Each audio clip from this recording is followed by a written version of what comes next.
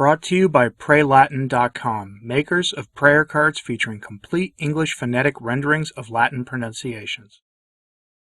It's been a few days since the release of Francis's document closing the loopholes permitting bishops to invoke Canon 87 of the Code of Canon Law to ignore Traditionis Custodes and its more extreme requirements. It was the document Francis issued in the summer of 2020, in case you don't know, which restricted traditional masses, ended the use of traditional sacraments in much of the church.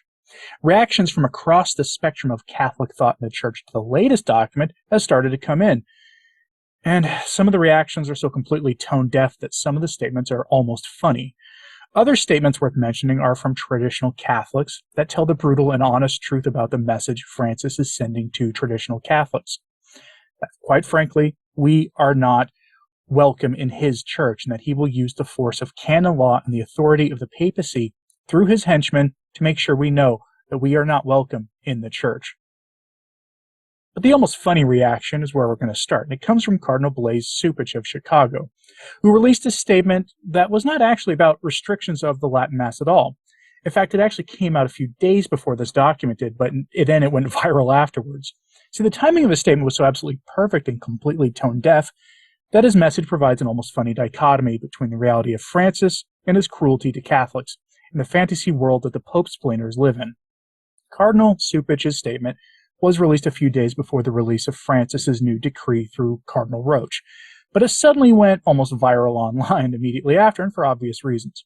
He published this on the Chicago Catholic website, where he chastised those of us who want to bar unrepentant public sinners from the Blessed Sacrament, which, by the way, is how the church always handled unrepentant public sinners, by not permitting them to receive communion or even go to confession until they were ready to repent. Cupich told us that Francis is, get this, Francis is compassionate and accompanying and opposes pushing Catholics to the margins. Quote, Pope Francis warns against the cold and hard Gnostic logic that attempts to domesticate the mystery of God's grace, or even the mystery of our lives, by pretending to have all the answers. When somebody has an answer for every question, it is a sign that they are not on the right road, for God is full of surprises. We are not the ones to determine when and how we will encounter him. The exact times and places of that encounter are not up to us. Someone who wants everything to be clear and sure presumes to control God's transcendence. See Gaudete et Exulte, document by Francis, paragraph 41. So a pastoral approach that preemptively excludes someone from the life of the church and her ministry is a serious matter and must be challenged. We cannot claim to say where God is not, because God is mysteriously present in the life of every person in a way that he himself chooses, and we cannot exclude this by our presumed certainties. Francis goes on to write, even when someone's life appears completely wrecked, even when we see it devastated by vices or addictions, God is present there. If we let ourselves be guided by the Spirit rather than our own preconceptions, we can and must try to find the Lord in every human life. This is a part of the mystery that a Gnostic mentality cannot accept, since it is beyond its control. See Gaudete Exulte, number 41 again, paragraph, end quote.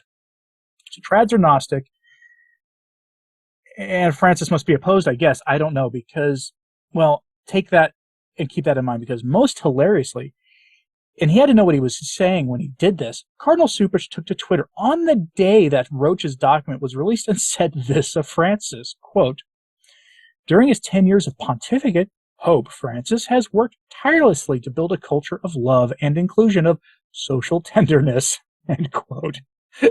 That tweet was part of a larger call by Cupich to pray in thanksgiving for Francis and his 10-year reign of horror on the church. I think I'll pass, though I do suggest that you all pray for Francis's conversion. But given that Francis literally just pushed traditional Catholics to the peripheries and declared us to be broke and unwelcome in the church, is what makes both of these statements kind of funny.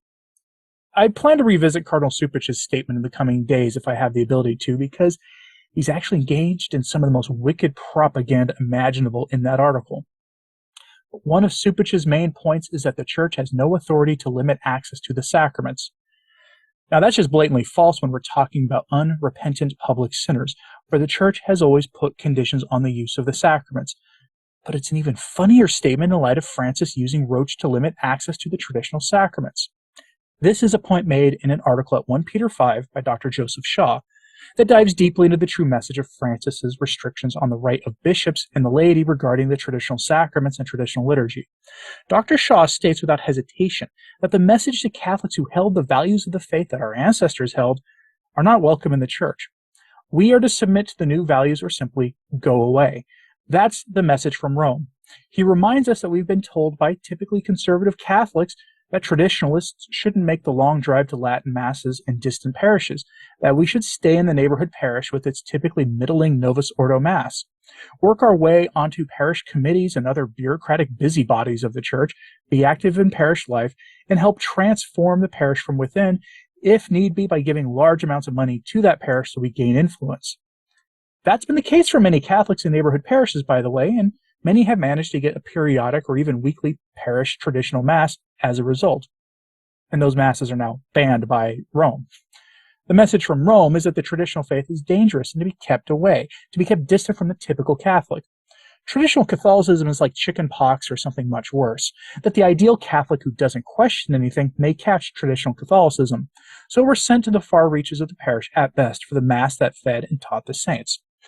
The message couldn't be clearer. We are not welcome in the synodal church of the new Advent. With all that having been said, here's a bit of what Dr. Shaw himself says in his article from 1 Peter 5. Quote, "No amount of weasel words can hide it.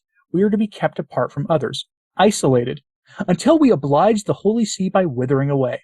If you like the traditional Mass, you are ipso facto, by that very fact, not a part of the parish community, even if it so happens that you have worshipped in the parish all your life. Some people have suggested over the years that Catholics attached to the traditional Mass would do well to avoid appearing standoffish or even as having a schismatic mentality, and integrate themselves as much as possible into their parishes. Go along to parish events, contribute to fundraising, join the rota for cleaning the church, get stuck into the finance committee and whatever else is going on. How easy this is in practice is varied a good deal. Parish events on Saturdays and weekday evenings don't seem so attractive if you live 100 miles away. Nevertheless, when it works, parishes with celebrations of both missals have found trads among their most dedicated and generous parishioners. In some cases, the very survival of a parish has come to depend upon them. But how wrong we all were. We have now heard from the Holy See in unambiguous terms that the integration into parish life of Catholics attached to the older missal is a thoroughly bad thing. The ones with a schismatic mentality, whatever that it was supposed to mean, are the good ones, or at least the less bad ones. The ones contributing to the new roof or to the parish potluck need to be reminded that truly they are not welcome. Perhaps a place can be found for them in a cramped convent chapel or a rented meeting room to rub the point in. The ideal, however, is for them to go away or cease to exist." End quote. Where's he wrong in that? He's not. That is entirely accurate. It's a clear travesty of justice. But what are we to expect? While some prelates and laymen will continue to parrot how either a pope can do whatever he wants, which is a view really never held by any serious scholars in church history, or they'll say that we deserved it because of mean words said on the internet by Dr. Taylor Marshall. Yes, I've seen that argument made more than a few times that Taylor Marshall is why this is happening. The reality is that this move is being seen as unnecessarily cruel by moderate voices in what I will call the traditional Latin Mass movement, which is separate from the traditionalist movement, with kind of the main differentiating factor between the two being the TLM movement wants people to be nice and generally accept the changes made to the faith since the Council, and really since just before the Council, in exchange for access to the Latin Mass, while the traditionalist movement wants a full restoration of the faith to the Church. And it's a matter of perception that really is the difference between this, and really a matter of whether you adhere to the hermeneutic of continuity or not. But moderate voices now are pointing out how cruel and dangerous this move by Francis is. One such statement comes from the Latin Mass Society of the UK. They have a press release on the move by Francis, which mostly repeats the basics of what Francis's document does, but then comes up with this statement, quote, "The Latin Mass Society and the FIUV, a sister organization of theirs, would like to express its dismay that authority over a matter of such pastoral sensitivity has been centralized in this way. Serious pastoral harm will follow if permission is not granted, or alternative places of worship are not readily available for the use of communities attached to the older form of the Mass. Instead of integrating them into parish life, the restriction on the use of parish churches will marginalize and push to the peripheries faithful Catholics who wish only to worship in communion with their bishops, with a form of the liturgy permitted by the Church.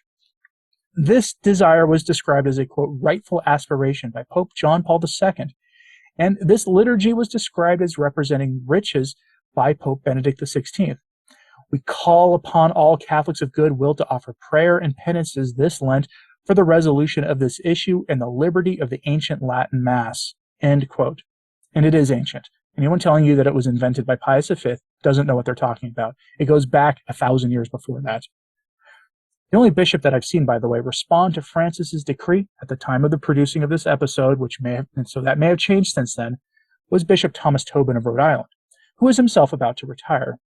He stated on Twitter, quote, "The way the Vatican is dealing with the traditional Latin Mass does not seem to me to be the style of God.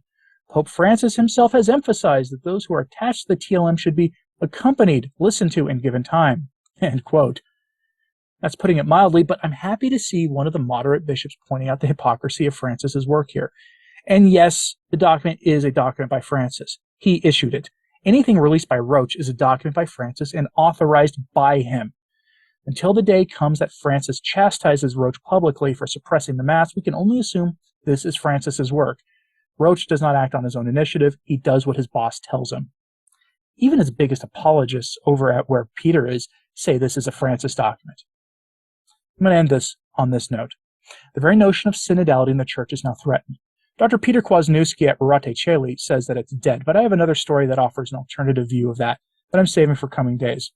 But the short version is this. According to Dr. Kwasniewski, synodality is now undermined because Francis has confirmed a caricature of the papacy that Otto von Bismarck, back in the days of Pius IX, feared would come as a consequence of the definition of papal infallibility.